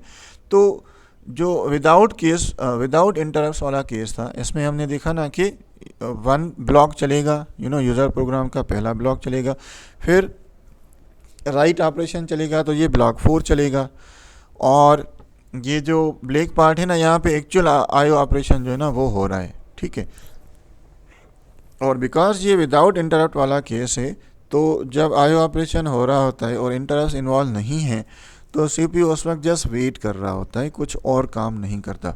फिर जब वो आईओ कंप्लीट हो जाएगा, हार्डवेयर एक्चुअल जो है वो कंप्लीट कर लेगी, फिर ब्लॉक 5 चलेगा जिसमें वो क्लीन अप कोड टाइप चलता है वो चलेगा, और उसके बाद ही ना ब्लॉक 2 चलेगा यूज़र प्रोग्राम का, ग्रीन में जो है।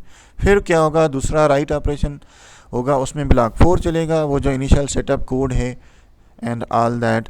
फिर वो हार्डवेयर एक्चुअल काम कर रही होगी, तो उस वक्त क्या होगा, सीपीयू वेट कर रहा होगा, कुछ और काम नहीं कर रहा होगा। फिर वो प्रिंटिंग कंप्लीट हो जाएगी, ब्लॉक 5 चलेगा, वो clean up code type thing. फिर जो है ना उसके बाद ही ब्लॉक 3 चलेगा। ठीक है, तो ये हमने पहले भी किया है डिस्कस, वही चीज़, जस्ट यहाँ पे ब्लैक बॉक्स के थ्रू ये दिखाने की कोशिश की जा रही है कि अगर इंटरप्ट्स आप इन्वॉल्व नहीं करेंगे तो इस तरह वेट करना पड़ेगा आपको। लेकिन अगर इंटरप्ट्स इन्वॉल्व हैं तो क्या होगा कि अगेन ब्लॉक 1 चलेगा, फिर जब राइट ऑपरेशन चलेगा तो सीपीयू वेट नहीं करेगा because there are interrupts involve. तो वो क्या करेगा, it will start working on the block 2 of that user program. लेकिन because this is short IO wait, या वो वाली एग्जांपल है जिसमें आईओ ऑपरेशन जल्दी ख़त्म हो रहा है, सो CPU has partially executed block 2 and it has not completed block 2। तो इन बिटवीन ना इंटरप्ट आ रही है और वो इंटरप्ट हैंडल होगी और ब्लॉक 5 चलेगा क्लीन अप कोड, और उसके बाद फिर जो रिमेनिंग पार्ट है ब्लॉक 2 का 2B वो चलाएगा अगेन, बिकॉज ग्रीनिश पार्ट जो है वो यूज़र प्रोग्राम को डिनोट कर रहा है। और फिर क्या होगा, फिर सेकंड राइट ऑपरेशन होगा, इनिशिएट, फिर ब्लॉक 4 चलेगा, इनिशियल सेटअप, और जब एक्चुअल आईओ चल रहा होगा तो सीपीयू वेट नहीं करेगा, वो ब्लॉक 3 चलाएगा। तो वो पार्शली 3A चलाया होगा उसने, तो इन बिटवीन इंटरप्ट आ जाएगी, उसको हैंडल करेगा। फिर ब्लॉक 5 जो है कंप्लीशन कोड चलेगा, और उसके बाद फिर रिमेनिंग जो पार्ट है 3B सेगमेंट 3 का वो चलाएगा CPU, and things happen in this manner. ठीक है, और यहाँ पे फिर लॉन्ग आईओ वेट वाला भी दिखाया है ऑथर ने, but with you can say these black boxes to indicate कि यहाँ पे वेट थोड़ा सा ज़्यादा करना पड़ेगा। अगेन यहाँ पे भी 2 केसेस दिखाए हैं ऑथर ने, one without interrupt and one with interrupt. Without interrupt उसी तरह हो रहा है, ब्लॉक 1 चल रहा है, फिर 4 चल रहा है, फिर एक्चुअल ब्लॉक 1 चल रहा है, फिर राइट ऑपरेशन आया तो ब्लॉक 4 चलेगा, और एक्चुअल आईओ चलेगा। और दिस इज़ विदाउट इंटरप्ट वाला केस, तो सीपीयू इस दौरान पूरा वेट कर रहा है, और because this time IO operation takes longer time, तो इसलिए ये ब्लैक बॉक्स जो है वो बड़ा है, यू कैन सी पिछली स्लाइड के मुकाबले में। ठीक है, यानी काफ़ी ज़्यादा वेट करना पड़ रहा है हमें। और फिर वो कंप्लीट होगा, फिज़िकल जो भी प्रिंटिंग है एंड ऑल दैट, फिर कंप्लीशन कोड चलेगा ब्लॉक 5। उसके बाद सेगमेंट 2 जो है यूज़र प्रोग्राम का ग्रीन कलर में जो दिखाया गया है वो चलाएगा सीपीयू। फिर अगेन क्या होगा, सेकंड राइट ऑपरेशन आया, और फिर ब्लॉक 4 चलेगा, इनिशियल सेटअप, एक्चुअल प्रिंटिंग हो रही होगी, और सीपीयू उस वक्त वेट कर रहा होगा, और वो कंप्लीट होगा प्रिंटिंग प्रोसेस। फिर ब्लॉक 5 जो है चलेगा कंप्लीशन कोड, फिर ब्लॉक 3 जो है यूज़र प्रोग्राम का वो चलेगा एंड ऑल दैट। ठीक है, और यही केस अगर हम विद इंटरप्ट्स देखें तो उसमें क्या होगा कि ब्लॉक 1 चलेगा यूज़र प्रोग्राम का, फिर राइट ऑपरेशन चलेगा, तो उस वक्त सीपीयू क्या करेगा, कंकरेंटली जो सेकंड सेगमेंट है यूज़र प्रोग्राम का डिनोटेड इन ग्रीन कलर वो चलाएगा। और बिकॉज आईओ ऑपरेशन इस केस में ज़्यादा टाइम लेने वाला है, तो सीपीयू ने यूज़र प्रोग्राम का ब्लॉक 2 पूरा चला लिया, और इवन सेकंड राइट ऑपरेशन तक पहुंच गया वो, लेकिन अभी तक प्रिंटर ना पहला राइट ही कर रहा है, तो सीपीयू ना थोड़ा सा वेट कर रहा है। ठीक है ना, so IO operation concurrent with processor executing, then processor waits, थोड़ा सा वेट कर रहा है वो, क्योंकि प्रिंटर ना ज़्यादा टाइम ले रहा है इस केस में, वो स्लो है। ठीक है ना, तो इसलिए जो सेकंड सेगमेंट है यूज़र प्रोग्राम का वो भी पूरा चला लिया है सीपीयू ने, और सेकंड राइट पर पहुंच गया, और राइट तो प्रिंटर नहीं करना है, तो सीपीयू आगे नहीं जाएगा सेगमेंट 3 पर, बल्कि वो थोड़ा वेट करेगा ताकि प्रिंटर जो है वो पहला राइट कंप्लीट करे। उसके बाद क्या होगा, कंप्लीशन कोड चलेगा पहले राइट का, फिर दूसरा राइट जो है ना वो ट्रिगर होगा, और उसका ब्लॉक 4 चलेगा, जैसे हम पहले कर चुके हैं डिस्कस। और फिर जब वो एक्चुअल फिजिकल प्रिंटिंग हो रही होगी तो CPU वापस आएगा और यूज़र प्रोग्राम का ब्लॉक 3 चलाएगा। और अगेन हो सकता है थर्ड राइट पर आ गया हो यूज़र प्रोग्राम, तो वो थोड़ा वेट करेगा, ठीक है। और प्रिंटर जो है वो सेकंड राइट कंप्लीट करेगा, फिर उसका कंप्लीशन कोड चलाएगा और फिर नीचे फिर कोड चलेगा एंड ऑल दैट। तो ये चीज़ें हमने पहले भी की हुई हैं डिस्कस, जस्ट उसी की एक्सप्लेनेशन है, दूसरे तरीके से दिखाने की कोशिश की है ऑथर ने। अच्छा, अब एक स्टेट डायग्राम भी हमने पढ़ी थी, अगर आपको याद हो, वो जो बेसिक इंस्ट्रक्शन साइकिल वाला लेक्चर था ना, उसमें तो अगेन उसमें हमने विदाउट इंटरप्ट वाला केस देखा था। तो अभी हमने इंटरप्ट्स पढ़ी हैं, तो आथर विथ इंटरप्ट वाला केस भी दिखा रहा है यहाँ पे। तो विथ इंटरप्ट वाले केस में क्या हो रहा है कि ऑलमोस्ट सेम ही पार्ट है। ये वाला जो पार्ट है ना, ये जो दो ब्लॉक्स हैं यू कैन से, ये एक्स्ट्रा हैं जस्ट। तो नॉर्मली क्या होता था कि इंस्ट्रक्शन का एड्रेस जो है वो कैलकुलेट होता है या डिटरमिन होता है, प्रोग्राम काउंटर से लिया जाता है काइंड ऑफ, फिर वो इंस्ट्रक्शन फेच होती है, वो उसमें जो ऑपरेशन है वो डिकोड होता है। फॉर एग्जांपल हमने एग्जांपल डिस्कस की थी एक इंस्ट्रक्शन की, लाइक C=A+B, ठीक है। तो वो इंस्ट्रक्शन डिकोड होगी, फिर जो उसमें ऑपरेंड हैं वो उनका एड्रेस जो है वो निकाला जाएगा, है ना, और फिर ऑपरेंड जो है उनकी वैल्यू फेच होगी। और ये ऑपरेशन जो है वो मल्टीपल टाइम हो सकता है, बिकॉज दो वेरिएबल हैं इस केस में हमारे पास A और B, तो दोनों का एड्रेस फाइंड होगा, दोनों की वैल्यू फेच होगी, इसलिए ये मल्टीपल टाइम लिखा हुआ है। फिर वो एक्चुअल ऑपरेशन परफॉर्म होगा, लाइक प्लस और माइनस और समथिंग लाइक दैट। और फिर क्या होगा, जो रिजल्टेंट ऑपरेंड है, लाइक C=A+B वाले केस में C जो ऑपरेंड है या वेरिएबल है, उसका एड्रेस जो है वो डिटरमिन होगा कि रैम में उसका रिज़ल्ट कहाँ पे सेव करना है, ठीक है। और रिज़ल्ट जो है उधर हम सेव भी करेंगे। और देयर कैन बी सिचुएशंस ना, जब मल्टीपल रिज़ल्ट्स जो है ना हो सकता है हमें सेव करने हो, ये मैंने उस लेक्चर में भी पूरा डिटेल में बताया था आपको, ठीक है। तो इसलिए यहाँ पे भी मल्टीपल टाइम हो सकता है। और फिर क्या होगा कि पिछले केस में क्या हो रहा था, इसके बाद ना सीधा हम इधर आ रहे थे और या तो वो नेक्स्ट इंस्ट्रक्शन फेच हो रही थी, ठीक है, या फिर ये रिटर्न फॉर स्ट्रिंग या वेक्टर डेटा ये हो रहा था, ठीक है। और अगेन इसका भी क्या मतलब है, ये मैंने पूरा लास्ट लेक्चर में डिटेल में किया है डिस्कस। यहाँ पे लेकिन क्या हो रहा है, ये जो दो ब्लॉक्स हैं ना ये एक्स्ट्रा चल रहे हैं, बिकॉज हम इंटरप्ट्स की बात कर रहे हैं। तो जब एक इंस्ट्रक्शन कंप्लीट हो गई, लाइक C=A+B टाइप, तो फिर ना CPU इंटरप्ट चेक करता है कि इंटरप्ट इनेबल है या नहीं है, ठीक है, या इंटरप्ट आई हैं या नहीं है, ठीक है। तो अगर नहीं आई इंटरप्ट तो वो सीधा क्या करेगा, या तो नेक्स्ट इंस्ट्रक्शन चलाएगा, फेच करेगा एंड ऑल दैट, या फिर वो return for string data and all that. अगर वो इस तरह की इंस्ट्रक्शन है तो वो वहाँ पे जाएगा। लेकिन अगर इंटरप्ट है तो फिर वो क्या करेगा, एक इंस्ट्रक्शन कंप्लीट होगी, उसके बाद इंटरप्ट अगर है तो वो इंटरप्ट हैंडलर चलाएगा और फिर वापस आके either it will fetch next instruction, या फिर वो जाएगा इधर रिटर्न फॉर स्ट्रिंग डेटा और vector data and all that. तो इस तरह स्टेट डायग्राम इसको हम कहते हैं कि अगर इंटरप्ट्स के साथ वाली इंस्ट्रक्शन साइकिल हो तो उसकी स्टेट डायग्राम ये होगी कि इंटरनली किस किस स्टेट में वो चेंज हो रही होगी instruction. Is it clear? Is it okay? Okay.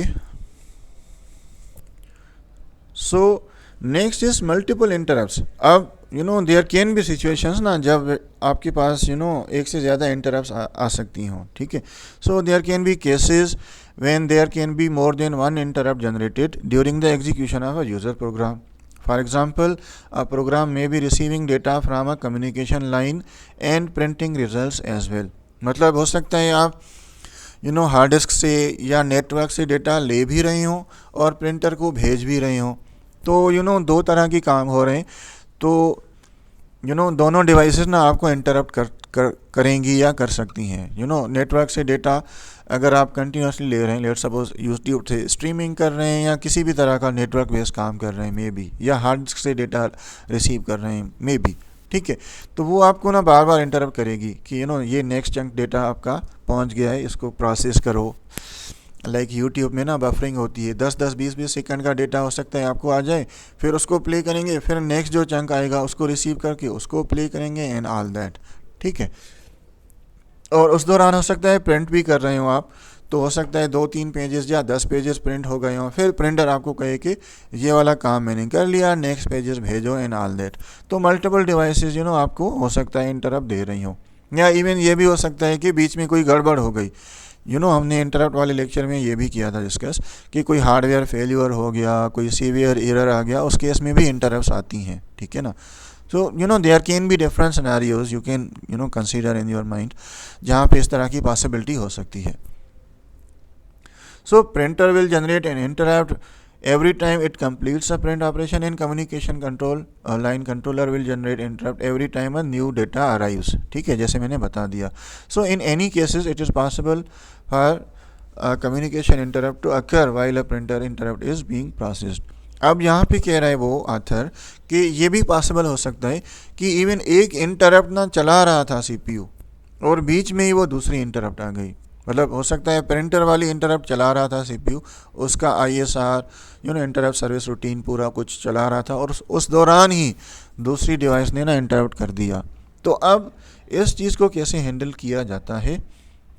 So there are two possibilities to handle such situations. One is to disable interrupts, ठीक है, and other is to assign priorities to interrupts, ठीक है। और ये दोनों केसेस ना आगे discuss किए गए हैं। तो अब एक काम ऑलरेडी कर रहा था सीपीयू, एक इंटरप्ट को प्रोसेस कर रहा था और उसी दौरान दूसरी आ गई। तो दो पॉसिबिलिटीज़ हैं कि सीपीयू इस सिचुएशन को कैसे हैंडल करेगा। एक केस ये है कि ना वो क्या करेगा, इंटरप्ट को डिसेबल कर देगा। मतलब एक चला रहा होगा ना, दूसरी को डिसेबल करेगा, जितनी भी आएंगी ना वो सारी इग्नोर हो जाएंगी, और उनको ना हम कहते हैं सीक्वेंशियल इंटरप्ट्स। क्योंकि उसमें क्या होता है कि एक इंटरप्ट जब चल रही है और उसके बाद में हो सकता है 2-3 कोई और इंटरप्ट आ गई, तो वो सारी ना एक वेटिंग क्यू टाइप में ना वेट करती हैं और इग्नोर हो जाती हैं, एटलीस्ट फॉर द टाइम जब वो पहली इंटरप्ट ना चल रही होती है। और उसके बाद फिर सीपीयू इंटरप्ट जो है वो इनेबल करेगा और फिर देखेगा कि कौन सी कितनी इंटरप्ट्स आई हैं और किस सीक्वेंस में आई हैं मे बी। तो वो क्यू से एक एक लेके और उनको जो है ना हैंडल करेगा। और आपको पता है क्यू डेटा स्ट्रक्चर आपने पढ़ा था, वो फर्स्ट कम फर्स्ट बेसिस है। तो इसलिए हम कह रहे हैं ये सीक्वेंशियल है कि जिस ऑर्डर में इंटरप्ट्स आई हैं उसी ऑर्डर में फिर वो सीक्वेंशियली चलेंगी, ठीक है। और दूसरा केस ये है कि प्रायोरिटीज़ असाइन करेगा हर इंटरप्ट को और फिर उनकी प्रायोरिटी के हिसाब से ना उनको चलाएगा। तो अगर एक इंटरप्ट चला रहा है सीपीयू और उससे ज़्यादा प्रायोरिटी वाली कोई और इंटरप्ट आ गई, तो फिर सीपीयू पहली को ना वेट कराएगा, बीच में ही छोड़ देगा। ऑफ कोर्स वो उसकी स्टेट सेव करेगा एंड ऑल दैट, जो पूरा हमने देखा था पीछे कि इंटरप्ट कैसे हैंडल होती है। लेकिन अगर हायर प्रायोरिटी वाली इंटरप्ट आ गई तो वो पहली इंटरप्ट बीच में ही छोड़ देगा और जो next interrupt with higher priority आई है पहले उसको हैंडल करेगा। तो that is called nested interrupt, ठीक है। और ये आगे भी डिटेल में डिस्कस्ड है। So disable interrupt simply means processor can and will ignore that interrupt, ठीक है, और उसको इग्नोर कर देगा। जैसे हमने पहले थोड़ी देर पहले भी किया था डिस्कस कि वो सेटिंग होती है, इवन असेंबली में भी I think there are instructions ना, जिसके थ्रू हो सकता है कोई ब्लॉक ऑफ कोड आप चला रहे हो, तो वो ब्लॉक चलाने से पहले ना आप इंटरप्ट को डिसेबल कर दें, फिर वो पार्टिकुलर क्रिटिकल ब्लॉक चलाएं और उसके बाद ना इनेबल कर दें। एक और इंस्ट्रक्शन है जिसके थ्रू और फिर आगे जा सकते हैं in all that. So if an interrupt occurs during this time, so it generally remains pending and will be checked by the CPU after it has enabled interrupts। वही चीज़ जो मैंने पहले बता दी। So when a user program is executing and interrupt occurs, so interrupt are disabled immediately after the interrupt handler routine completes। पहली वाली interrupt की जब वो complete हो जाती है, then interrupts are enabled and before resuming the user program the processor checks to see if there are any additional interrupts और फिर वो उनको handle भी करेगा। So this approach is simpler and nice as interrupts are handled in strict sequential order। लेकिन इसका drawback ये हो सकता है कि कोई क्रिटिकल या इम्पोर्टेंट इंटरप्ट आ गई ना, तो सीपीयू ने उसको भी इग्नोर कर दिया काइंड ऑफ। तो ड्रॉबैक इज दिस के proceeding approach is it does not take into account the priority और टाइम क्रिटिकल इंटरप्ट्स। तो एक कोई लो प्रायोरिटी इंटरप्ट चला रहा था सीपीयू और कोई हाई प्रायोरिटी इंटरप्ट आ गई मे बी, तो वो उसको भी इग्नोर कर देगा बिकॉज उसने डिसेबल कर दिया है। तो ये उसका ड्रॉबैक है पहली अप्रोच का, ठीक है ना। और दूसरी क्या है, वो नेस्टेड है। जैसे मैंने बताया ना कि एक इंटरप्ट चल ही रही होगी ना, उसके बीच में ही ना वो दूसरी इंटरप्ट को चलाएगा, यानी पहली इंटरप्ट को बीच में छोड़ के उसकी स्टेट सेव करेगा पहले, फिर दूसरी इंटरप्ट चलाएगा बिकॉज उसकी प्रायोरिटी ज़्यादा है, और उसको जब वो कंप्लीट कर लेगा उसके बाद वापस आएगा पहली इंटरप्ट पर और उसको रिज्यूम करेगा, ठीक है। और ये ऑफ कोर्स तब होता है जब इंटरप्ट्स को प्रायोरिटी होती है और बाद में आपके पास ज़्यादा प्रायोरिटी वाली इंटरप्ट आई हो। तो फॉर एग्जांपल ये डायग्रामेटिकली भी दिखाने की कोशिश की है ऑथर ने। जो ये टॉप पार्ट है ये सीक्वेंशियल है और दूसरा जो है वो नेस्टेड है। तो सीक्वेंशियल में क्या होता है, लेट्स सपोज यूज़र प्रोग्राम चल रहा है और उसके बीच में एक इंटरप्ट आ गई जो एक्स इंटरप्ट जिसको कह रहा है, ठीक है। तो सीपीयू ये चला ही रहा था लेट्स सपोज, तो हो सकता है उसके दौरान ही ना एक दूसरी इंटरप्ट आ गई जो वाई इंटरप्ट है, लेकिन सीपीयू उसको इग्नोर करेगा फ़िलहाल। वो क्या करेगा, एक इंटरप्ट चलाएगा, वो पूरी कंप्लीट करेगा, उसके बाद वो इनेबल करेगा इंटरप्ट और चेक करेगा कोई दूसरी इंटरप्ट है, तो हाँ यस है इस केस में वाई वाली, तो फिर वो यूज़र प्रोग्राम को नहीं चलाएगा। अभी अगेन क्या करेगा, वो इंटरप्ट वाई जो है उसको हैंडल करेगा, वो पूरी चलाएगा, फिर वो वापस जाएगा उधर और फिर जो है ना कोई और इंटरप्ट नहीं है तो वो यूज़र प्रोग्राम को फिर कंप्लीट करेगा, ठीक है।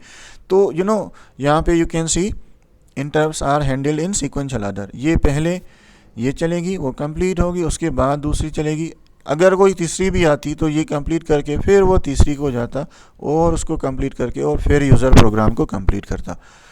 लेकिन इस केस में जस्ट दो हैं, ठीक है। But in case of nested और प्रायोरिटी वाइज इंटरप्ट्स क्या हो रहा है कि यूज़र प्रोग्राम चल रहा है, इनिशियली एक इंटरप्ट आ गई, उसको चला ही रहा था सीपीयू, तो बीच में ना एक दूसरी इंटरप्ट आ गई वाई वाली और उसकी प्रायोरिटी ज़्यादा है, तो वो क्या करेगा, इवन पहली जो इंटरप्ट है एक्स वाली उसको बीच में छोड़ देगा और वो पहले ज़्यादा प्रायोरिटी वाली इंटरप्ट यानी इंटरप्ट वाई को हैंडल करेगा और फिर जो है वो कंप्लीट हो जाएगी। तो फिर जो है वो जो इंटरप्ट वन थी यानी एक्स उसको रिज्यूम करेगा जहाँ पे छोड़ा था, वो कंप्लीट करेगा और उसके बाद आके और फिर यूज़र प्रोग्राम को चलाएगा। तो इसलिए ना इसको नेस्टेड कहा जा रहा है कि एक के बीच में ही काइंड ऑफ दूसरी कॉल हो रही है, समथिंग लाइक दैट, ठीक है। और ये यहाँ पे वही चीज़ दिखाने की कोशिश की गई, जस्ट थोड़ा सा टाइमिंग के थ्रू बताने की कोशिश की गई है कि लेट्स सपोज टाइमिंग 0 पे यूज़र प्रोग्राम चल रहा है, फिर टाइमिंग 10 यूनिट्स ऑफ टाइम जब चला था तो प्रिंटर ने लेट्स सपोज इंटरप्ट दे दी, तो वो उसको चलाएगा सीपीयू, लेकिन 5 सेकंड्स या 5 यूनिट ऑफ टाइम के लिए उसने चलाया, तो बीच में फिर एक और इंटरप्ट आ गई मे बी कम्युनिकेशन लाइन की तरफ से और उसकी प्रायोरिटी ज़्यादा है, तो क्या करेगा सीपीयू 15 यूनिट ऑफ टाइम में ना इधर चला जाएगा, जो कम्युनिकेशन लाइन है उसकी जो इंटरप्ट सर्विस रूटीन है ना उसको हैंडल करेगा, इसको बीच में छोड़ देगा, ठीक है। ऑफकोर्स वो उसकी स्टेट वगैरह सेव करेगा एंड ऑल दैट, बट इधर आएगा फिर 10 यूनिट ऑफ टाइम के लिए ये चलाएगा, लेट्स सपोज 25 पे ये वापस जाएगा और जो पेरेंटर वाली इंटरप्ट थी जहाँ पे छोड़ी थी उसने उसको वो रिज्यूम करेगा काइंड ऑफ, ठीक है। और इवन इस केस में क्या हो रहा है कि फिर हो सकता है एक और इंटरप्ट आई हो डिस्क की तरफ से, ठीक है। तो अगेन क्या होगा, और वी आर अज्यूमिंग कि इसकी प्रायोरिटी भी ज़्यादा है, तो अगेन क्या होगा, सीपीयू जो है प्रिंटर वाली को कंप्लीट नहीं करेगा, वो t=25 पे इस पे जाएगा, डिस्क वाली जो सर्विस रूटीन है उसको हैंडल करेगा, वे फिर may be 10 unit of time तक इसको चलाया, फिर 35 पे ये वापस जाएगा इधर और may be remaining 5 unit of time जो है वो इसको प्रिंटर की सर्विस रूटीन को चलाएगा और फिर 40 पे t=40 पे वो वापस जाएगा ओरिजिनल जो यूज़र प्रोग्राम था उस पर और फिर उसको जो है ना वो कंप्लीट करेगा। तो this is example of nested कि एक चली फिर उसके बीच में ही दूसरी चली, फिर तीसरी आ गई, अगेन बीच में ही वो तीसरी चली और फिर उसको कंप्लीट किया, फिर यूज़र प्रोग्राम रिज्यूम होगा।